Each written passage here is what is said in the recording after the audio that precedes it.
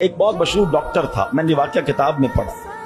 مثال کے طور پہ اس کا نام ڈاکٹر احمد تھا۔ ساری زندگی اس نے بڑے آپریشن کیے، اس کا بڑا نام تھا۔ اب حکومت نے اعلان کیا کہ اس کو گولڈ میڈل دینا ہے، لائف ٹائم اچیومنٹ ایوارڈ۔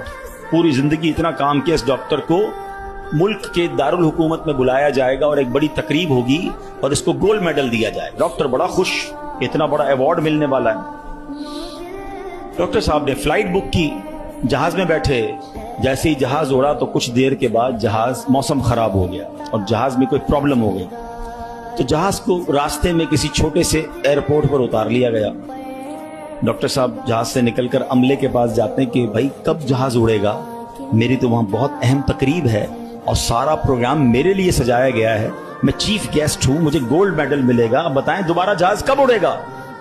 کہ سر چھوٹا سا ایئرپورٹ ہے، جہاز کا پرابلم بڑا ہے، اتنا جلدی ٹھیک نہیں ہوگا، آپ کو اگر پہنچنا ضروری ہے تو آپ کو ایک گاڑی لیں کرائے پر اور بائی کار چلے جائیں، آپ پہنچ جائیں گے اپنی تقریب سے پہلے۔ ڈاکٹر نے کہا یہ بھی آئیڈیا ٹھیک ہے، جہاز کے انتظار میں کہیں میرا پروگرام ہی مس نہ ہو جائے۔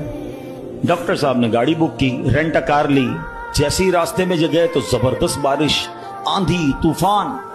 اس اندھیرے میں، اس آندھی طوفان میں ڈاکٹر صاحب راستہ بھول گئے اور کسی مین ہائی وے سے نکل کر گاؤں کے روڈ پہ چڑھ گئے۔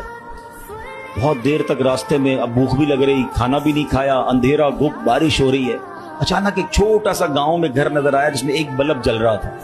ڈاکٹر صاحب نے کہا اب تو حالت ایسی ہو گئی، دروازہ کھٹکھٹایا، ایک بوڑھی عورت نے دروازہ کھولا، کب ماں جی کچھ کھانے پینے کو ملے گا، بہت بارش ہو رہی، کہا بیٹا اندر آ جاؤ۔ وہ اندر چلا گیا، ماں جی نے بڑی محبت سے اسے پانی بھی دیا، کچھ کھانے کو بھی دیا۔ تھوڑی سانس میں آئی تو ڈاکٹر نے دیکھا کہ برابر میں بستر پر ایک نوجوان لیٹا ہوا تھا۔ اب ماں جی یہ کون ہے؟